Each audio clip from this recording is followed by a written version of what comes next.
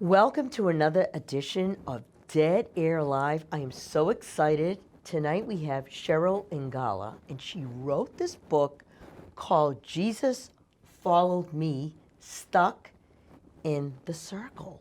What a great title. Welcome, Cheryl. Hello. I'm so happy to have you here. And Cheryl, you are the mother of one of the guys in our Somerville Producers Group, so I'm very excited to have you here. Welcome. Thank you. Thank you. I appreciate that. And thank you for having him. Oh, it's my pleasure. He's also in the room with us here. He's switching the cameras, so it's kind of cool. So Cheryl, we're going to kind of go on a journey right now. And we want to find out who you are, who is Cheryl Ingala, and how did you get from point A to writing this book? This is a fascinating title because many thoughts have been going through my head today. What does this mean? So take us on a journey, Cheryl. Who are you? Well, the book is basically about the trials and tribulations in myself and my son's life. We both had our drug days. We did many experiments of different types of drugs. Thank God it was never heroin or cocaine, but it was basically alcohol. Mine was alcohol, was my love, my wine. And I did a lot of partying and clubs and discos. And my son followed me. My son went down the same road I did. And the book, throughout the years of dealing with my son, I always kept dreaming of a tornado, like I was stuck in this tornado, like I was in a tornado and I couldn't get out, because it just never seemed like there was hope for my son to ever get better. I always felt like my family was carrying on. They were having kids and grandchildren, and the kids are going to school and college, and I just felt like I was just stuck in this circle, and there was no way out. There was no light. There was no exit to the circle. It's almost like the hamster wheel. Yes, exactly. Going round and round, and you don't know where to get off. Exactly. Like there was no hope. And I was forever dreaming of tornadoes. I was forever dreaming my house got destroyed, my life got destroyed. I always felt like I was in this tornado and I could never get out of it. Like, okay, I was always climbing out of the tornado and I could never get out. And that's why, the book is actually on Amazon, and I got to pick through different titles and different designs. And when I saw the circle, I said, "Wow, this is great." It's a beautiful book cover. It is. It is a beautiful book cover. And I love the title because it makes you think, and anything that makes you think, you want to explore. Yeah. And while I was thinking today about the title, I was saying to myself, what does this mean? And the first impression that I got, which is really bizarre, was, what do you call the funnel when you're in a ship and you get sucked in? Right. It's like an inverted tornado. It's an inverted tornado. You had the tornado in the air. I saw the inversion in the sea. Wow. So you were physically dreaming about this? Oh, absolutely. Well, I think it's because it was constantly in my mind. It was like I went through 10 years of torture. It was, him constantly coming home. He was working at the airport at the time. He did keep his job stable. He did keep a stable job, but he met a couple of guys, which were close friends, I guess. And every night was drinking. And when he came home, he was not Joey. He was not a person that I know. He was totally someone different. So there were many times, I can't ever say I was afraid of him, but there are times when he really drank heavy. He did instill fear in me. I would never show that to him because I always had God in me. I'm a very spiritual person. I always knew that God was always with me. And I had to be strong. I had to show him that you're not going to overpower me. So it was tough. It was like I felt like I was in a wash machine and a dryer going around in circles. We've been through the washer and dryer for years. It was just you were horrible. in this cycle for 10 years, you said? 10 years. 10 That's years. a long time. Yes. And how old was Joe during this time? He was, he was with me till like 15, and then he moved to New Hampshire with his dad. Okay. And he lived up there for 4 years. And his father played a role in his life at that time. His father's a wonderful father, and his stepmom. And he lived up there for about 5 years. But I got calls every weekend. He was in a drug house. He was, I had to go into this drug house and drag him out. The police came in, and it was a horror. It was a nightmare. Did you feel responsible? Because he wasn't living with you now. He's living with your husband. Well, or your ex-husband. He got out of control where I couldn't handle him. It got to the point where I couldn't handle him. I just could not handle him. So my ex-husband said, let me take him for a while. And I as a parent, you always feel like, what did I do wrong? Where did I go wrong? As a parent, I think we always feel like, okay, everyone's kids in college, they're having kids, they're doing well. Where did I go wrong? I spent his whole childhood, we went camping, we went fishing, we went boating, we were in Gloucester, we were in New Hampshire. My mother, we moved back home with my parents, and we were never home. My mother used to say, you're going away again. We were on the boat, and we were always on the road. We were always great. That's what I'm saying. And my son admits that he had a wonderful childhood. I heard him say that to someone the other day. He had a wonderful childhood. So I know I was a good mother. So what was the disconnect? What happened? He went to, as I said, he went to a church up in He went to a school up in New Hampshire. And I myself believe in peer pressure. Some people may struggle with that. Sure. I went through it myself. I was always trying to keep up with the tough girls. So you're talking about peer pressure. Yes. That he was under peer pressure. I believe in that. I've talked to parents about that, and some people, there's no such thing as peer pressure, but I do believe in that because I was in it myself. When I was in high school, I had a girlfriend that lived across the street from me. We were very close friends, and then she started hanging around with the tough girls. And in order to keep her as a friend, I kind of went down that road. And that all consisted of drinking and doing drugs and smoking pot. And so not only did my son go down that road, I went down that road for many years. I almost lost my best friend. She drank so much, she drank whiskey, and then she smoked a joint, and that had some really bad stuff in it. And I remember her chasing me down the street, and she sliced my hand open. Are you kidding me? No. What do you mean she sliced your hand? She was so high off She had a knife? it was dust. It was dust. They call it dust. They put dust. It's like a drug that they put in the pot. Okay. And she just lost her mind. She started to Crazy. hallucinate. She was hallucinating. Absolutely. Where did she get the knife? She must have, I don't know where it came from, but she had a knife and she was chasing me down the street, and all of a sudden she was doing this unguarded thing, and she sliced my, I don't know if you can see it right here. I had 15 stitches in my hand. I can still see the scar. You're lucky she didn't. I mean, that's like an inch, like a couple inches away from my main artery. Is she in your life anymore? No.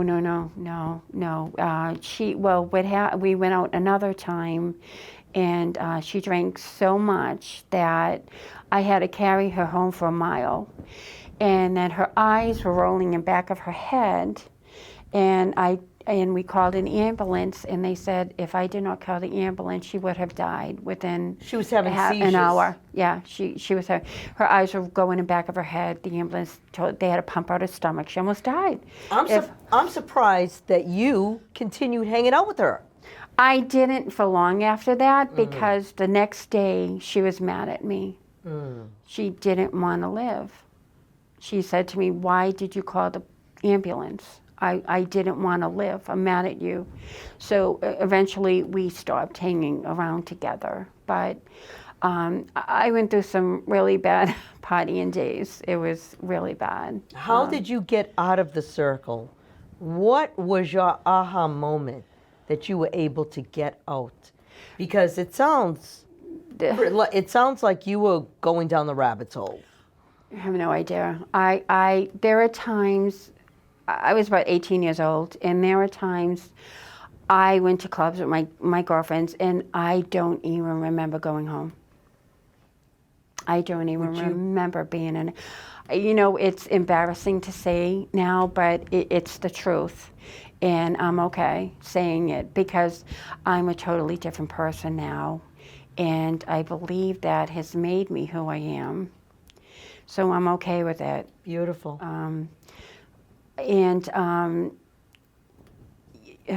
Yeah, it was a struggle. It was a struggle. So your title is Jesus Followed Me. Did you always have a relationship with Jesus? I was raised Catholic. Me too. Yep, I was raised Catholic. And I always had God. I always had God in my life, but not as much as I am now. My son and I both very spiritual now. I was always raised Catholic. But in going back to your answer about how I got out of that circle was, again, this is going to be very embarrassing to say, but I'm okay with it because I'm here to help people. So I'm going to say it. I don't like saying it, but I will. My mother used to have, gatherings, parties at her house. Not parties, but dinner parties. Sure. And they would have wine. And I remember one night at a Christmas party, my mother had a couple of bottles of wine, and I remember going through, wine was my buddy. That was my buddy. And I remember going through at least a bottle and a half by myself. And I was toasted, absolutely toasted. And I remember my brother saying, "Where's the wine?" And I remember, I don't know. I was so wasted. And after that, I remember at the end of the night, again, I'm sad to say this, but I went home, and I don't remember how I got home, and I had my son in the car. He was probably about 18 at that time. But sad to say, my son was in the car, and I drove drunk with him in the car. I woke up, I got on my knees, and I said, "Jesus, help me. I'm an alcoholic. I need help." I drove home last night with my son in the car. I don't even remember getting home. What kind of parent drives drunk with a kid in the car? That was 20 years ago. I haven't had a drink since. And what about Joe? Because he was going through his demons. My brother had an establishment. He had a store in Boston, and I worked for him for 15 years. Okay. One day, I got a call from one of my girlfriends, my best friend at the time, who's passed on. She called me. She said, "Someone is going out on an ambulance out of your house." I said, "Well, it's probably Joni, the lady upstairs. She's like 75. I said, Right. She goes, "I'm going to go check." She came back. She goes, "No, it's your son. What They're happened? carrying him out on a stretcher." Oh my gosh. My brother had a very busy store, and I had to just leave. I said, "My son's going to the hospital. I got to go." How I got home from Boston to Somerville is beyond me. I don't know. But I got to the hospital. When I walked in, it was like a Lifetime movie. Something you see in a Lifetime movie. There's my son with the heart monitor on him, blood pressure machine, and an oxygen tank. What happened to him? He had smoked a joint that was laced with some bad cocaine. Oh my God. We went out front. My ex-husband walks in the hospital. He could have died. He's my ex-husband. He's going to give me a coronary. He's going to kill me, you know. The doctor comes out, and she's sitting with us, and she says, we don't know if he's going to survive. Oh my God, you had to be out of your mind. His heart was racing for 2 hours, double Right. the speed, and they couldn't bring it down. The cocaine was that bad. She said, "We're just waiting." So he was young enough to handle this. Yeah, he was probably, I'd say 18 maybe. Yeah, 18. if he was older, it could have killed him. Oh, absolutely. Absolutely. He was about 18. I went outside. I got on my knees. I said, Jesus, if you let me keep him, I promise you, I will dedicate my life to you. Wow. So you made a pact with God. Absolutely. And Cheryl, have you kept that pact? I have. Okay. Just checking in. Yeah. But when he got out of the hospital, he was okay. After 2 hours, they finally got his heart to race down. Oh my God. What did he do?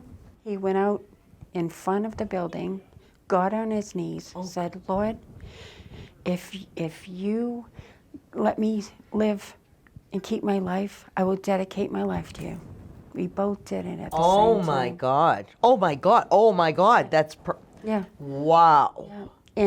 And we both have. Well, this was a gift that he went to the hospital. I believe so. It's a strange gift, but it's a gift. I believe so. Because you were able to squeeze the lemonade out of the lemons. Mm-hmm. Mm-hmm. Both you and Joe. Yes. It's pretty amazing. Yes. Yes. Yeah. Wow. He is right now. He hasn't had drugs or alcohol in over 15 years. You know, this so old. 25 years. Drinking is so overrated.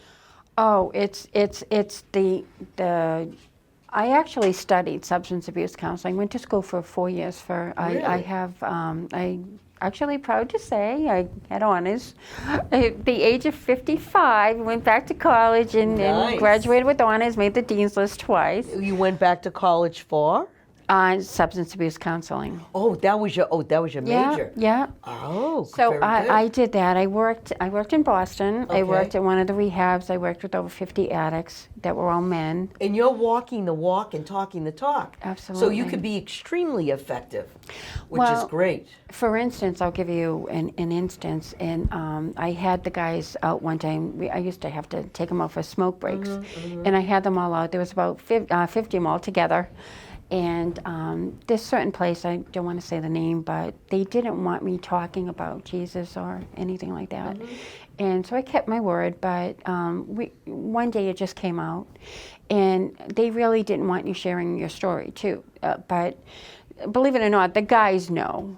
The men know whether you're an addict or an alcoholic or you're sober. They can tell, because they could tell that I've been down that road and I didn't even tell them. How can they tell? I was out talking to them, and one day, my whole story about me and my son came out, and I actually started to cry. Okay. Because I've been down this road, and I'm looking at these guys. They range anywhere between 18 to 50. And I'm looking at guys out there that are 18, 19, 20, 25, and they're good kids. Right. They're really not bad kids. Sure. They just happen to be at the wrong place at the wrong time, doing the wrong thing. And to me, it's like a hand that just comes out and grabs you right back in. You could go to that detox and get clean, and you got people that sit there and love you and care about you. But once you walk out that door, you're back to the same people that you hang out with, the same places that you hang out with. That's the key. You can't be in the same crowd. You can't be in the same places. You have to change You have your to life. change your whole way of living. Right. That's what kept me sober 25 years. I don't go to clubs. I don't go to discos. I don't even go to parties where there's a lot of alcohol, because after 25 years of not having a drink, it's still a tick for me. It's still a trigger. A trigger for me. Right, It's still a trigger for me. Even after 25 years, it's still a trigger. I don't care how many years you're sober. Right. It's still a trigger. 'Cause We all have addictions. absolutely. Some people will tell you they don't. Some people are addicted to food. Some people are addicted to work. Some people are addicted to drugs. Doesn't matter. People have their thing. Some people are addicted to TV. Absolutely. Some people are addicted to doing nothing. You know, it's like some people are addicted to buying too many clothes, gambling, the list goes on and on. Everyone has their thing. Absolutely. And the only way to disassociate yourself is to change the way you're doing things. Absolutely. Absolutely. Because they're triggers. They're Right. triggers. So what can you advise people, and do you do this in the book, about people that have substance abuse. Yes, I do. When I was working at the place in Boston, which I don't want to name, as I was going back to that for a minute, when I was telling my story, I didn't realize this, but when I went back into the building, about 2 hours later, one of the men came up to me and he said, Cheryl, he said, I want to thank you. And he said to me, I said, why? He goes, you've got 15 men in that room crying Good for you. over my story. There's nothing better than making a man cry. No, I'm joking. It's great that you can create so much passion Yeah, because that's what you do. You touch their heart. that's what it is. Isn't that beautiful? And they would come up to me and say, you know, we know you've been down that road because when you talk to us, you care about us. You really care about what happens to us. You Beautiful. care. And being a Christian as I am, I do care. But I do give the word of God there. I do say to him, I did say to him, it's not me, honey. It's Jesus that loves you. Right. It's him that works through me. What I'm saying to you, he gives me the words to say to you. He gives me the love and the comfort to love you. You know why? Because he loves you. You're his child. And he doesn't want a life like this for you. He wants you to get better. But in my book, I do teach that. I teach ways of staying sober. I talk about staying sober, different ways. And as I said, it's the places. You can't hang, if you're an addict, you can't be hanging out with the guys that you used to hang out with. And I get that all the time from addicts. Well, you know, I'm clean 2 years, and it's okay. I just went to a party, but they're all smoking pot. It's okay. But it's not true. It's baloney. You can't, because eventually it's a trigger. Eventually, you keep going to these parties, you're going to miss it, and you're going to eventually go back to it.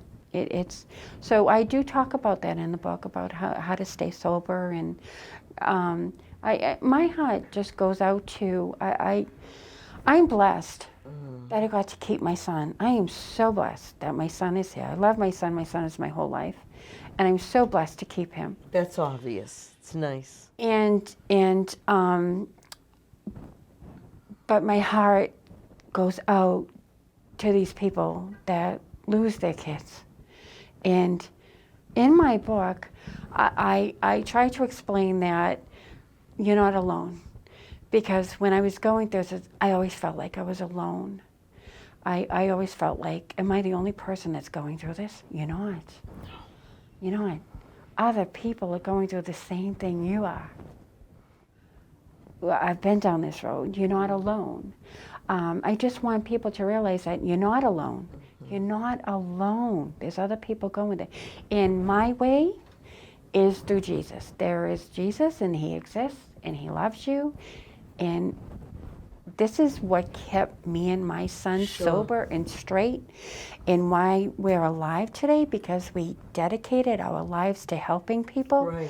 I've spent so many nights in Dunkin' Donuts trying to help. I mean, Dunkin' Donuts and you know, all these different cafes and stuff like that. And, you know, sometimes they go in there and they hang out. And I've spent so many nights just trying to talk to them to make them feel like, you know, Jesus loves you. He Do loves these you. people know you, or you just like? No, if I see an addict, I'm not afraid. I'm not afraid to go up to an addict. You know how to deal with them. I do. What a gift. Yeah. So, do you do this now? Do you counsel people? I stopped counseling. I stopped that job, but I do it on the side. I do it voluntarily right now. I have a sale. I'm in sales right now, but I do it Beautiful. voluntarily. But if I see, I'm not afraid to, you know, put my arm around a homeless person and tell them I love you. And addicts, homeless people, they've just been a part of my life, my whole life, and I just. My heart goes so out to an 18-year-old kid that's just sitting there, He's got a whole life ahead of him. He needs to know that he's loved. Right. He needs to know that he's wanted. He needs to know that there's a world out there asking for him. Sure. You know, someone's got to do it. Someone has to do it. And I'm not afraid because I know God's always with me. He's got my back. I mean, when I was in college, don't get me wrong, I learned boundaries. Sure. I learned boundaries. But there's a place in Boston, they call it the Mile. I don't know if you've ever been down it. And there's got to be about 50 addicts that all hang out in this one little area. Really? And I go by, and from the minute I start to the minute I just cry. I just cry. Because they're getting younger and younger and younger. And they just sit there. You see them in the middle of the street, just like that, hanging over like that. And that's the methadone, because the methadone stops the effect of the drug. I don't know if you know what methadone is. I know that people that take methadone is a replacement for heroin. It stops the effect of the drug. So if you're doing heroin and you're on methadone, you won't get the high of the methadone. It cuts the effect off. It stops the effect. Oh, so it affects the brain. Yes, yes, Isn't that interesting? yes. Yeah, I know a couple of people. I know them through an association, but I don't know do they have to be on this for the rest of their life? Is there a point that they can say, I don't need this? They can wean them off? You can slowly but surely. They can eventually get weaned off, but that takes years. I mean, that does take years too. You got to be on this for at least 2, 3, 4, 5 years to actually get to that point. I remember when I was going to Berklee College of Music, one of my musician friends says, listen, if you want to experiment with drugs, fine. He says, but never, ever, ever go near heroin. Because once you go near heroin, you can't come back. No, no. It's like you're gone for the rest of your life. I said, what do you mean? He said, you just don't come back. Mm-hmm. And I went, wow. You have there's a 10% chance of you surviving. Really? The statistics of a heroin addict surviving is 10%. That's not very high. No. You could die the first shot. What happens is they use it. They use the heroin. And they use it for years and years and years. And then when they stop, they may stop for a while and get better and use the methadone.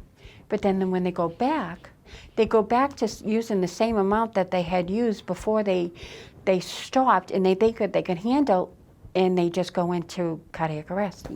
Their breathing just stops. Oh my God. What happens is your respiratory system just shuts down.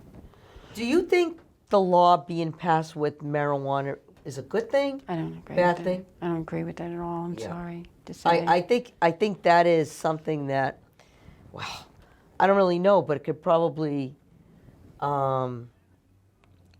what's the word I want to use? People want to do it more. I don't know. I mean, who am I to judge? But it just seems like a dangerous thing to make available. I mean, in the privacy of your home, whatever you want to do. I mean, honestly, I'm not for drugs, any type of drugs anymore, because of what me and my son have been down. Right. But if you want to do the privacy of pot in your own house, but being outside. I mean, I was in a park one day when there was kids there, and someone smoking a joint with the kids. I mean, you can catch a contact high. You know, you got this smoke going into these kids. I mean, I feel for kids. I feel for elderly people. Right. You're at a bus stop and a guy's smoking pot, and he's catching the 90-year-old guy. He's waiting for the bus, catching the buzz. Yeah, I can relate that to cigarette smoke. Someone smoking a cigarette. Exactly. You're picking it up. Right. So with your book, what is it that you want to? What is it that you're telling people in your book? What is your message? My message to people is you're not alone. Beautiful. I want people to see what I went through, what I went through, what he went through, and how we got through it, and how we are on the other side. I mean, he's doing ministry now. He just he just came back from a trip from Israel. Oh yes, I was. I did the show with him about Israel. Magnificent. Yeah. He went out there for 2 weeks. It was like a crusade, Yeah, yeah. for a lack of words. Oh, it was great. Oh, he had a ball. He just had, I was a little nervous as a mom, of course, but he had a great time. He had a beautiful time. He was out there for 2 weeks. Your son, Joe, gives joy to everyone he meets. He's a joyful soul. He is very smart, extremely creative, and every time I'm around him, I'm saying, oh, you could do that? So, as I told him, he's working here at the local access station, Somerville Media Center, and he is learning just about everything there is in this TV station in a very short period of time. That's awesome. Most people take 10, 12, 15 years. Joe's fearless. Yeah, I'll do that. And I love that about him. He had to do a show, and the show got canceled, and he said to me, I can't do the show. And I said, what do you mean you can't do the show? Come up with something. And he did. My God, that's awesome. And he did a great job. That's awesome. But sometimes people just need a little bit of encouragement. Yes, You yes. could do this. Exactly. So you have a superstar. You have no idea. You've done great. I have no idea how good that makes me feel, because he has struggled so many years with the drugs and the alcohol and the He's drinking. not struggling here. And it feels so good to know that he's been here for like over a year. And the first day I came here, I seen how much love all you people have for him. Well, it makes me feel so we're good. Happy he's in the group. It's wonderful to see that as a mom. He's joyful. If he was a curmudgeon and he had a bad attitude, it'd be kind of like, it would be tough. He'd be a buzzkill, but Joe's not a buzzkill. Right. He's a joy. Right. So you've done great.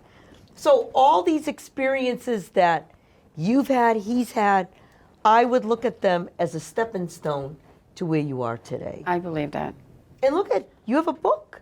I haven't read it because I haven't ordered it on Amazon, but I'm looking forward to reading it. Yeah, it's pretty interesting. My son read it, and I was in sales for 10 years, and my job I love my job, but it kind of got to me, and I just up and quit one day.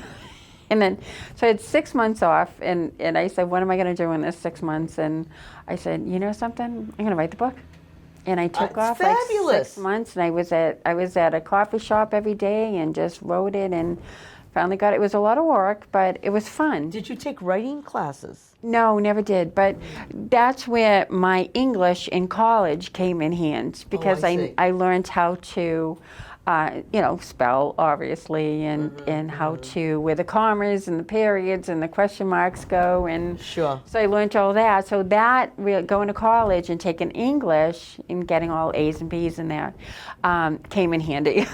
Beautiful. So I knew how to write. So my college professor actually, they teach you how to, when you read a sentence, does that make sense?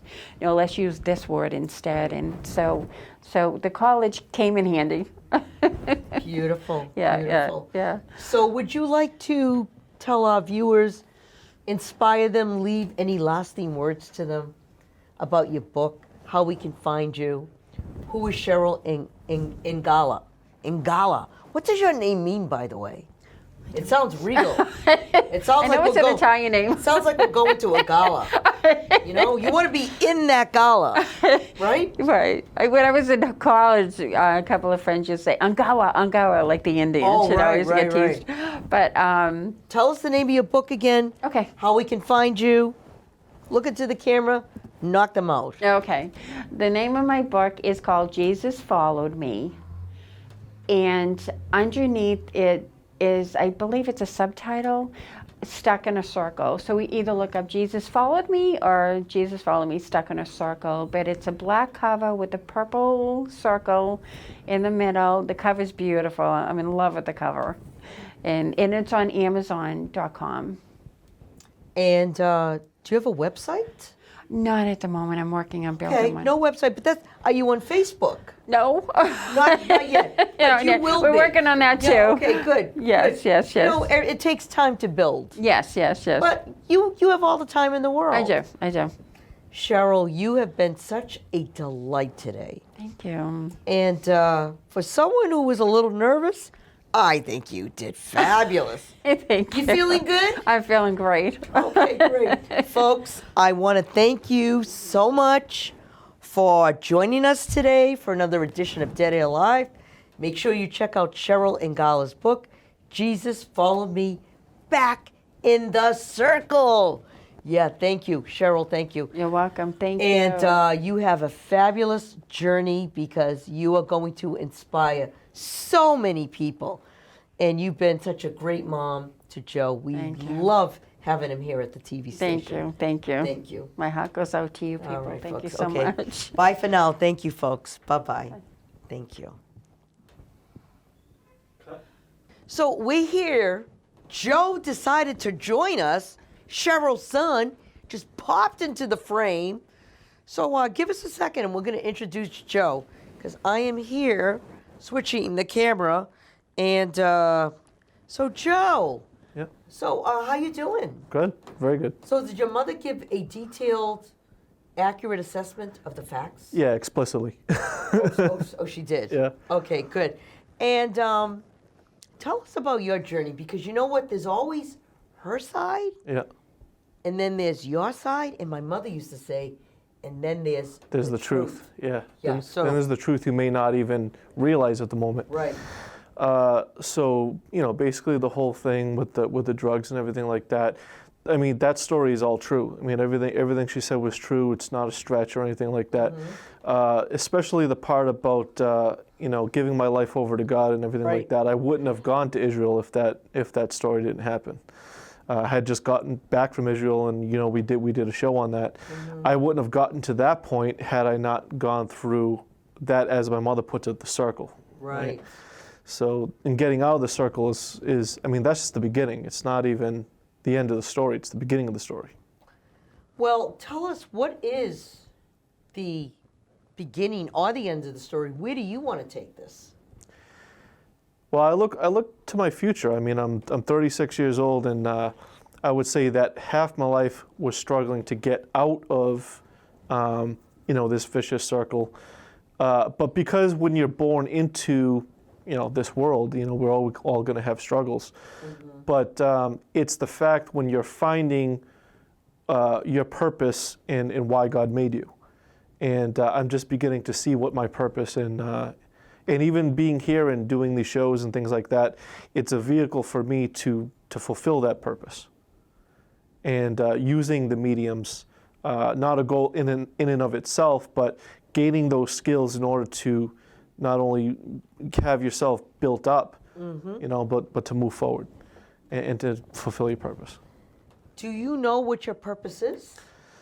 If I could narrow it down, it's to create more what I would call shalom between people. I'm very knowledgeable about religions and different religions and how different religions can interact.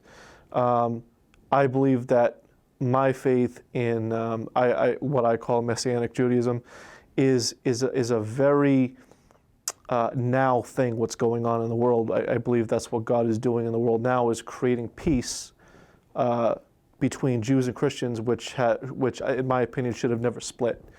So that coming together is, I believe, I have been called in my life to bring shalom to that. That is fabulous. Yeah. Did you know that creativity is the spark of soul? That's so when you're creating, yeah, you're as close to God as you can get. Yeah. Yeah. Isn't that kind of cool? Because we're creators like God had created us to. He created us to create.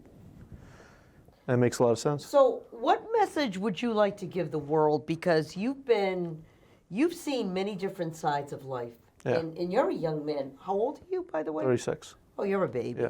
So what would you tell folks or young people out there about your journey? Do you think people have to experience all these bad things to find God, or can they find God without going through all the you don't need to go there in order to. Some people think you do, but but if you do, it's okay. There's still as my mother put, there's still hope to get out of that. But the thing to remember is that hope is like air to people, right? When you don't have hope, that's how people get lost. Because then you don't have vision, you don't have vision, you don't have a mission, you don't have mission, what are you doing? You're just stuck in a cycle. So when you have hope in something, and that something to me is God, someone to me is God. And it's also a relationship, because God, I believe, is a relational God. It's not just some entity that, okay, he set the clock and now, all right, now you're on your own now, right? So when you're in a situation where you need God, like they say in World War II, there's no atheism in foxholes, right? When you're in a war, God is there. But a lot of people do struggle with why is all this evil stuff going on? It's a very legit question. But when you're in that moment, you see it. In that moment, you have the choice to, you're either going to pray about it or you're going to, whatever else you're going to do. You said two interesting things. One of the things that you said is that hope is like air. Mm-hmm. That's awesome. Yeah. That's awesome. Yeah.